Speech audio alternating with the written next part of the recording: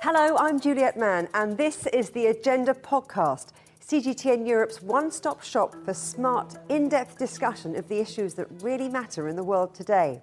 Tim Yip is one of China's cultural heroes, an award-winning artist and costume designer.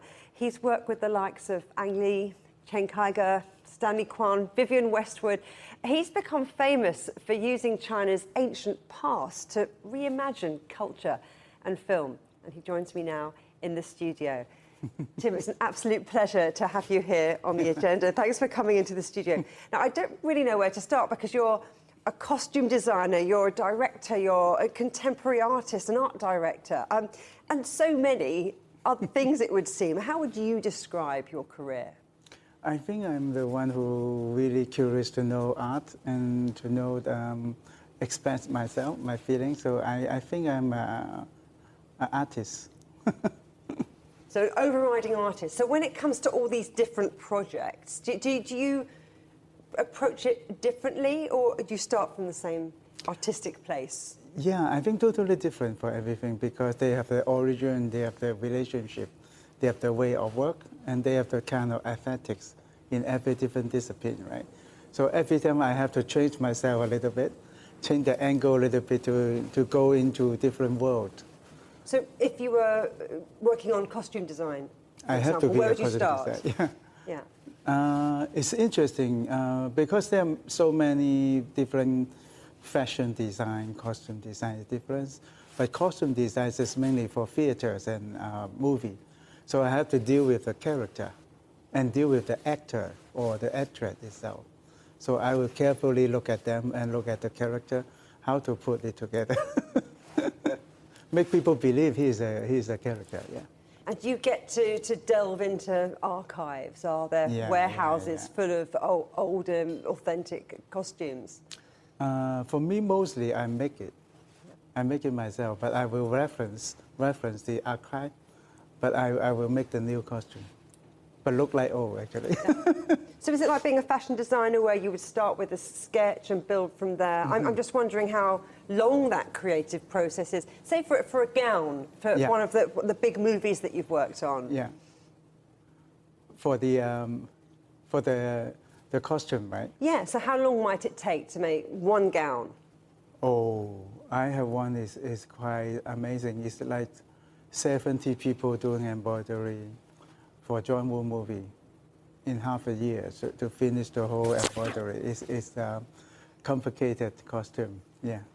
Wow, that is complicated. And a lot of the projects you've worked on, though, have involved a lot of innovation in technology and CGI. Yeah. So have you been in a situation where the outfit ends up looking very different on screen to what you've presented to the cast and crew? Yeah, I think this is not a very good experience. But we try that because all the costume floating really difficult to shoot, to floating in the right way. So that sometimes they will choose to make CGI more easy to control. So you will see a green guy is flying in the air and the costume is missing when shooting. So later they will put the costume in. But it's like that. I will make the costume for them, reference for them, and then they do the later work with reference, but not go anywhere. But as an artist, how does that feel then when, in a way, they're sort of saying, yes, thank you for your artistic input, but it doesn't work? It's difficult. I think now it's a way of the transitions, the technical transition. But the best way is I have to involve more when they're doing the CGI. I have to be there and looking at judging the whole things. This is the best way to do it. To really get stuck in. Really get it. And where do you get your inspiration from? Is it from technology? Is it from nature? Is it from times past? I think I'm really interested in human being, actually. For my art statement, I always thinking about the environment. I think about the situation of the human being and what human being can feel, can do in this moment. So that I'm really interested in every kind of culture, so that I get into the really early time to up till now, how they change, how the world changed. I feel really interesting about all these things, especially on the costume, how they make it. You know, what the culture make what kind of costume, what the villages make what kind of costume, so that everything is different for me. You've said how important it is for you to be on set or to be in the room, because you're not the only creative force, Yeah. and you've worked with some pretty fantastic, directors as well. I'm thinking Stanley Kwan, Ang Lee, John Woo, Chen Kaige.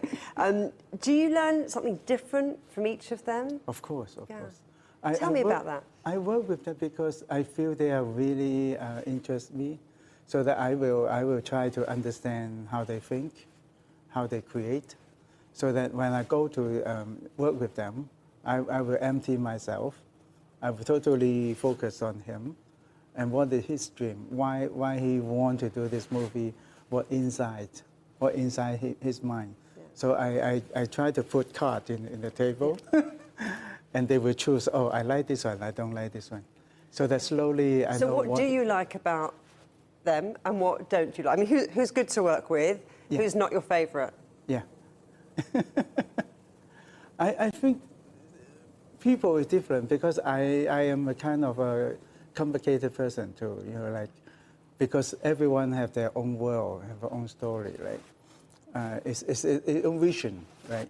So that I work with them, and then everyone is different. Like Chai Ming-yang is a really artistic director, so they're making low budget movie, but really powerful.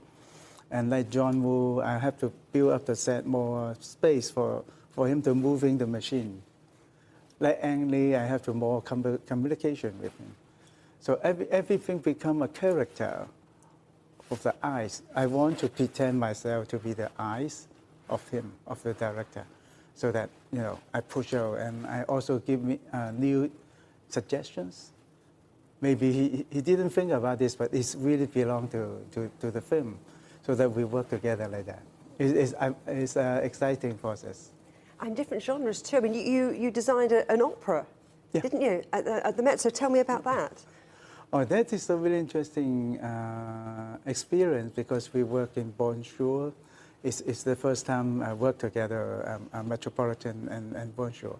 And after Bonjour, we're flying to Metropolitan. Actually, we're building 2 sets. And then, the costume is really special, because I really want to do something abstract for Wagner music. Because Wagner music is always preferred into the character. Every character has different segment.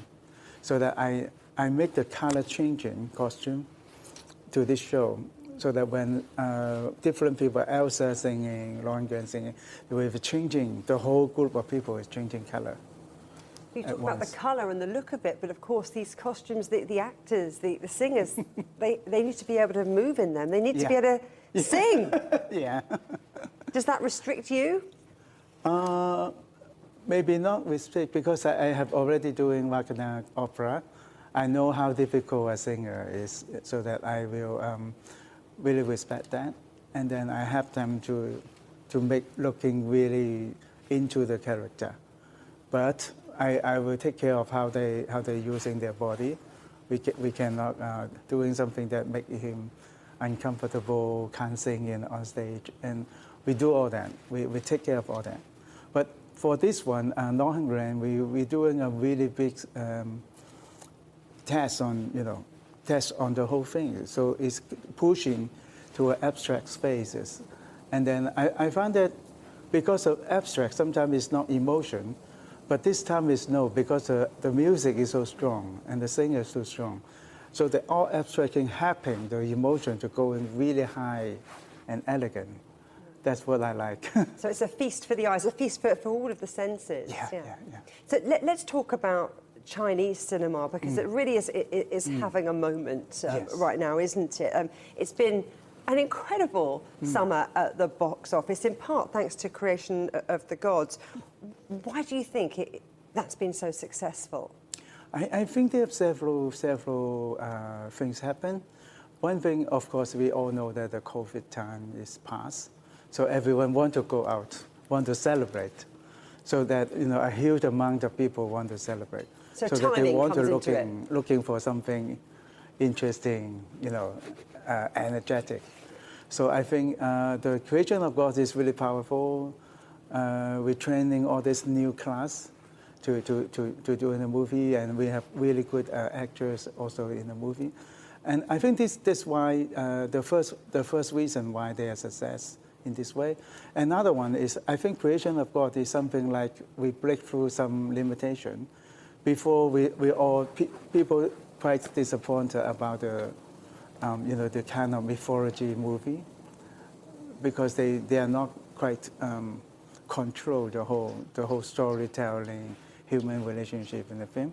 So now we try to doing something really careful to take care of how human relationship and also the relationship with the mythology.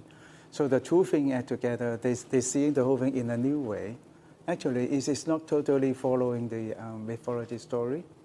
Because they have so many interesting things in Chinese mythology novel, because they don't have the time structure, because it's in the Shang Dynasty, but they talk about Dao. Dao is after.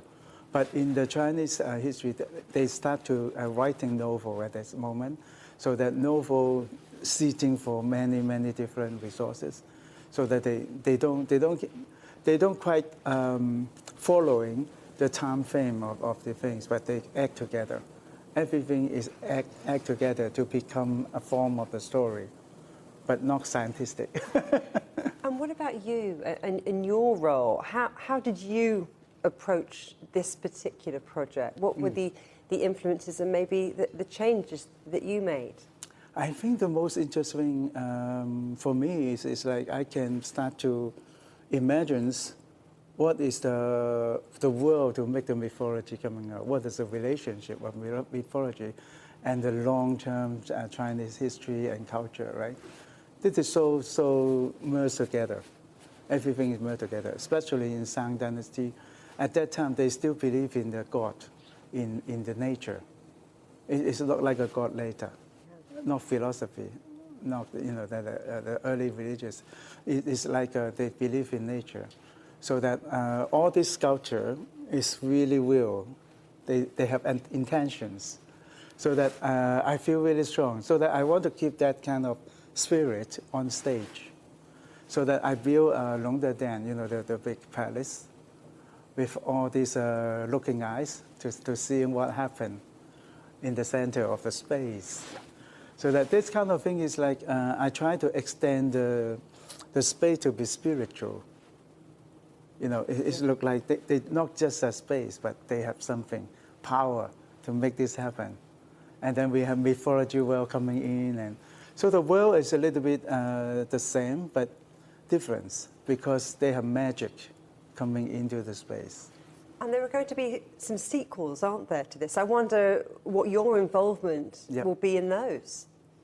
Yeah, actually, this is just the first one. The first one, we have to introduce everyone, put everyone in place. So you've gone big. Put whole story in place. But, the film is about the mythology fight, war. So it's a huge, like a real and unreal things had together. I think never seen it before. So this is really interesting. But the first one is just introduce everything, put everything together. We form the logics of the film. But later, the war begins. Now, you won an Oscar for Crouching Tiger, Hidden Dragon. What was it like to work on that movie? It's really interesting, the memorable experience, of course. At that time, we don't have so many movies happen in China yet. So at that time, everything is new. And Ang Lee is come from Hollywood and come back to China, so that he want to bring the professional effect of the whole movie and talking international language. So everything is different. So that, but we don't have the whole crew is from outside, so that we have to build up the whole crew from the existing system to achieve everything we want. So it's like it's really exciting, because every one of us, it seems like really powerful names of ancient cinema, like the photographer, the cameraman is Peter Bowles, and Yang Heping is a kung fu master. Everyone is so good. and I'm quite new, prepare for them. But I know Ang Lee before because we have working, talking about cooperation before. And this time, I come to the film, and then we start on the script. Yeah. And then I extend my works so that I'm taking care of the two departments, actually 3 departments, makeup and hair design. So that everything is like new. We're familiar with what we want, but at that time, it's not that everything ready. So it's like a pushing, running things. Do you feel that it's changed the course of your career and the direction that you've moved in? Yeah, because I'm doing theater work before. I stopped movie for several years, and concentrate on costume designs and stage design. And I go to many art festivals to film my work, and I work with many different really wonderful artists. And afterwards, I come back to movie. This is the first time after 7 years. I want to talk a little bit more about Crouching Tiger because it remains the highest grossing foreign language film in the United States. I mean, to this day. Why do you think that is? I think it's quite amazing. I think they have some seed of maybe Western people, maybe American people. They are dreaming of some kind of China athletics, fantasy, or the relationship of people. I feel really strange because in the film you know that even the character, they love each other, they don't say it.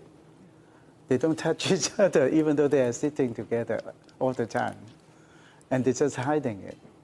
And you have to guess what it means. Does this mean we are together now or no?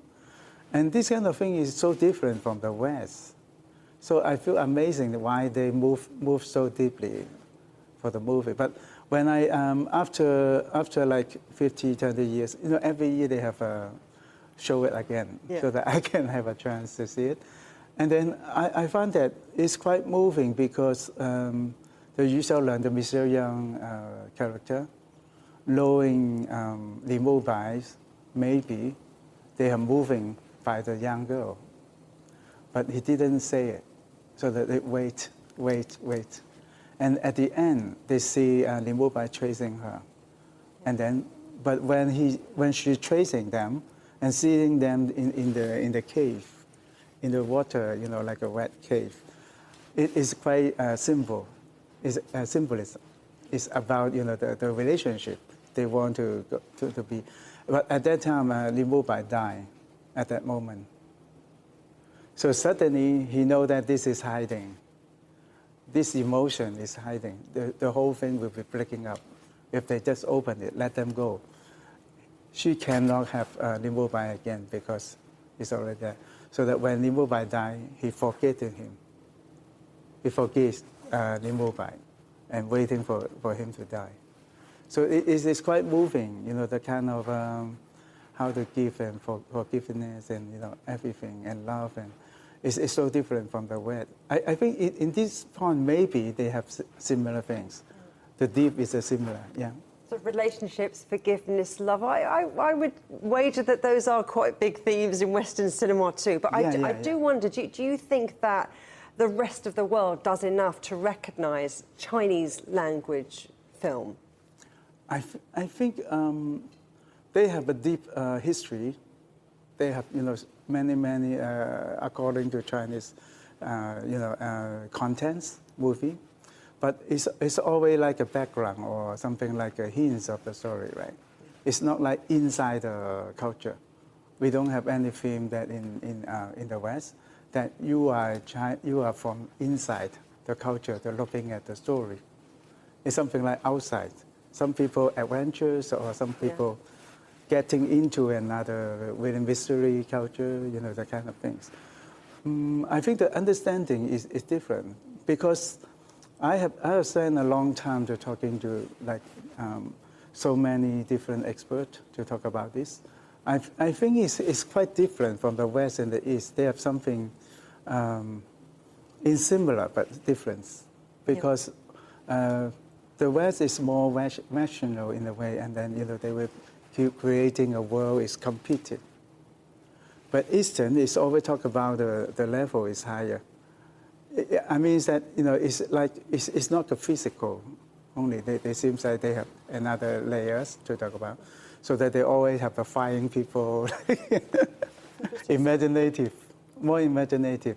It's not that scientific sometimes. So we have to understand more and get the interesting point, to share with the beauty of it. Do you think there's enough cultural exchange Yes. between the cinemas of the world? And Yes. I wonder how you think more could be done. Yeah, of course. I think it's a good thing that if, I would say with something like Portolucci, he making The Last Empire, it's really good experience because from an Italian Greek artist to come to China to discover what is the beauty of it.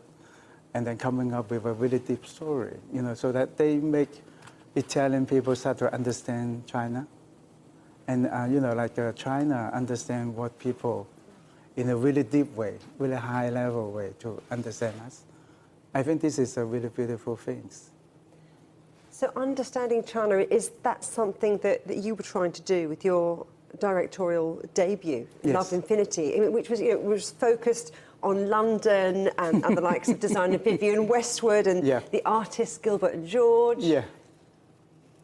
Yeah, I think that time is, I'm already doing movie for over 30 years maybe. And then I found they have something, they are going to be, like the whole world is going to be worried about technical things, overwhelming the human touch of the film. So that, it's like more and more artificial intelligence replacing our experience, that kind of thing. So I think it's really important for us to rebuilding something belong to us and belong to the infinity. And then, to get to the point that we have something to stay with. So that what I mean is, I want to find that energy everywhere, but I found London is really interesting because East London, people, they're hiding between the faces. They're creating the spaces, and then they call self-expressions, so that when they wear all this armor, it becomes somebody else. We become really powerful. They never limit on the normal daylight. So that this is really interesting. I have so many of them. It's become good friends now. They are amazing. They are thinking of something really strong. So that I want to understand why London always have a highly creative energy, how they keep that strong. And nowadays I find that they keep going. You've showcased that eclectic spirit of London. But what about the China part of you? How important was that to give the world more of a window on China's perspective? Was that something that came into it for you? I think that is really interesting because I understand Chinese. It's not like all this simple. I was looking back to the energy form so that I have a term I created called spiritual DNA. In 2018, I worked with the scientists to make a contemporary art and science exhibitions. I want to do something really connected, art and science, so that I developed the name is spiritual DNA. That means when the DNA is coming to one DNA is bonding out another DNA, in the empty boxes, they come from nowhere, but they repeating themselves. So I feel really amazing. This kind of thing happen every day, every moment. And then I found that I talked to the specialists. They talk about we must have something that invisible. We don't see it.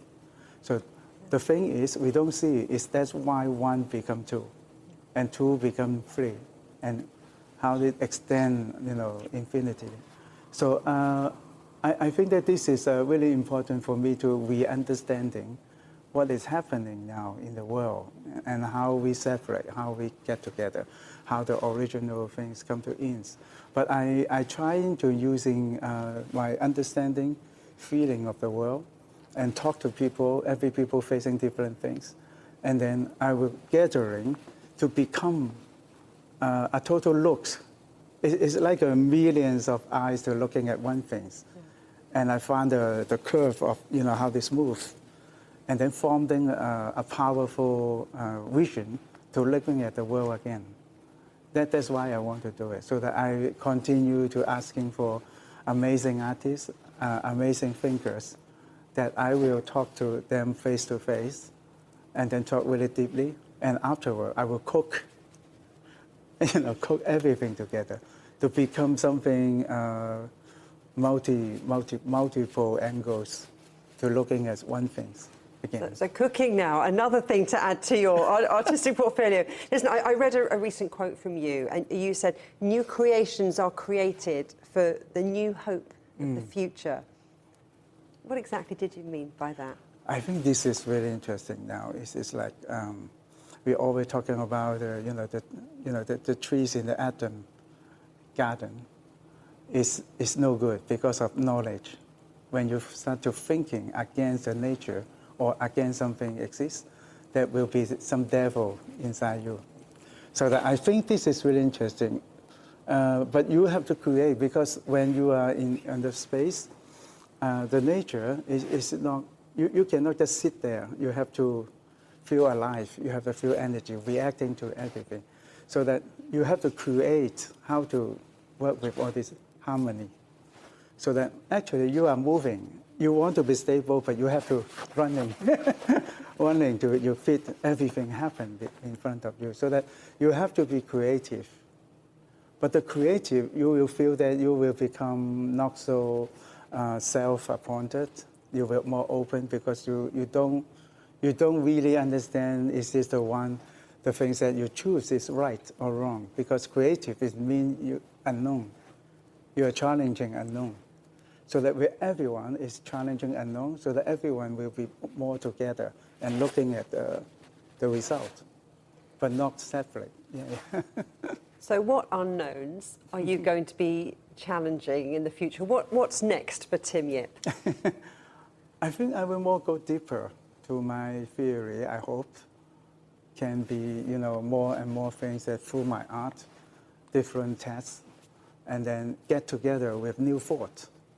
The new thoughts can make us more calm down, more energetic, and more fun. We can't argue with that, can we? More fun. Tim Yip, it's been an absolute pleasure talking to you. Thank you. Thank you.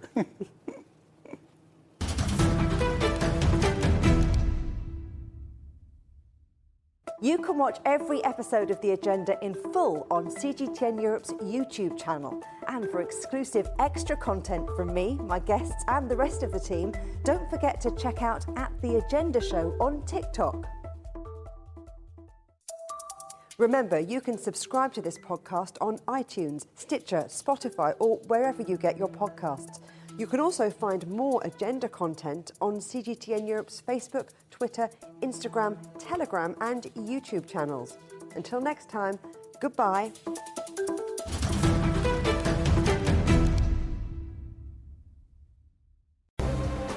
The most interesting questions. Are there other living beings beyond Earth? Will man or machine be in charge? Great question. Always have more than one answer. Well, hold on, let me just draw up a list. And always come from more than one person. That's where the credibility lies. The concept of having a machinery which is alive and evolving didn't wait for us. The end of inequality of incomes and wealth around the world, can you imagine how difficult that is at the moment to achieve? Every episode, Stephen Cole, Murray Beveridge, and some of the brightest minds out there shed light on the answers to some of the most intriguing questions. There are two ways of looking at this. Machines can't really discriminate between civilian and military targets. The Answers Project. Maybe we need to just look at this in a bit more detail. Extraordinary claims require extraordinary evidence. The Answers Project, a new podcast from CGTN Europe.